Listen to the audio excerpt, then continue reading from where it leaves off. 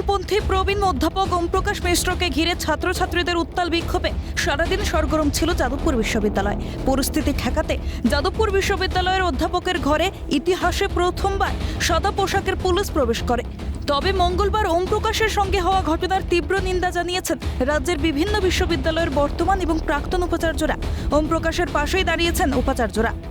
কোনো অধ্যাপক তার কর্মস্থলে যাচ্ছেন ক্লাস নিতে, কারোরই তো বাধা দেওয়া উচিত না। সেইটা এই ঘটনার আমি নিন্দা করেছি, ওখানে লিখেছি প্রেস স্টেটমেন্টে, আরো অনেকে সই করেছেন ওটাতে।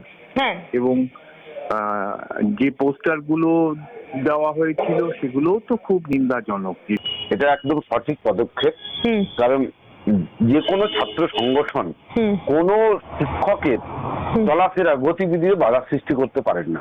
ছাত্ররা যে অভিযোগে ওমপ্রকাশ মিশ্রকে বাধা দান করছিলেন যে ছাত্রদেরকে হেনস্থা হয়েছিল কিছু সেগুলোর বিরুদ্ধে আদালতে কেস ওরা করেছে। ঘটনাটাই হাইকোর্টের বিচারাধীন।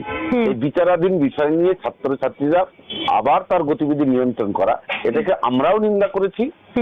যাদবপুরের শিক্ষক সমাজ শিক্ষকদের বিরুদ্ধে এই ধরনের ছাত্রদের হেনস্থা কখনোই কামনা করে না। এটাকে আমরা কখনোই প্রশ্রয় দিইনি, এটা নিন্দাই করেছি। যদিও ঘটনায় বিশ্ববিদ্যালয়ের নেতৃত্বের ব্যর্থতাকেই দায়ী করেন অধ্যাপক ওমপ্রকাশ মিশ্র। নেতৃত্বের অভাব আর বিশ্ববিদ্যালয়ের নেতৃত্বের দৃঢ়তার নেই, এই জন্য যে ভয়ঙ্কর ইনডিসিপ্লিন, যে এটা স্বচক্ষে দেখা বোঝা। 37 বছর ধরে বিশ্ববিদ্যালয়ে অধ্যাপনা করছি এবং 3 দশক ধরে এটা দেখে আসছি। এর ফলে পরিস্থিতি জটিল হয়েছে। রাজ্যপালের ভূমিকা নিয়েও সিএনএর কাছে ক্ষোভ উগরে দেন ওমপ্রকাশ। যদিও সেই বিষয়টিকে ভালো চোখে দেখেনি কংগ্রেস। ওমপ্রকাশকে দালাল বলে কটাক্ষ অধীর রঞ্জনের। এই ওমপ্রকাশ মিত্রের দালাল লোক কখনো কংগ্রেসে ছিল আমাদের, এই দালাল লোক তৃণমূলের কাছে গেল, গিয়ে এটা ম্যানেজ করে চলছে। ফলে সেখানটায় তো চান্স নেবেই। রাজ্যপালের বিরুদ্ধে কথা বললে দিদি খুশি হবে। সব দালাল লোকদের এইসব কি করে না করে তাই নিয়ে আমাদের কাছে প্রশ্ন না করাই ভালো।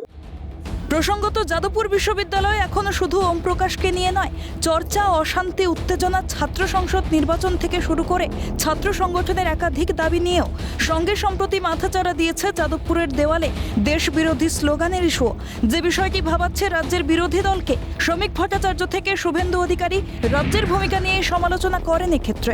সারা দেশের মানুষের যেটা আবেগ, মানুষের যেটা বক্তব্য, সেটাই বিজেপির পক্ষে। দেশ বিরোধী যে শক্তিরা যাদবপুর বিশ্ববিদ্যালয়ের মধ্যে সক্রিয়, রাজ্য সরকার কেন তাদের ফেডারেশনে গ্রেপ্তার করছে না? পুলিশ ঢুকিয়ে যে আইন শৃঙ্খলা রক্ষা করবে সে ঠিক আছে, কিন্তু এদের গ্রেপ্তারটা করছে না কেন? যাদবপুর বিশ্ববিদ্যালয়কে অ্যান্টি ন্যাশনাল হাব তৈরি করেছে।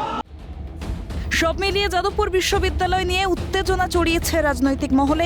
26-এর আগে যাদবপুরকে ইস্যু করে পক্ষে বিপক্ষে বলার রাজনৈতিক দলগুলি আর কি ঘটনাকে হাতিয়ার করে দেখার বিষয় সেটাই। ক্যালকাটা নিউজ।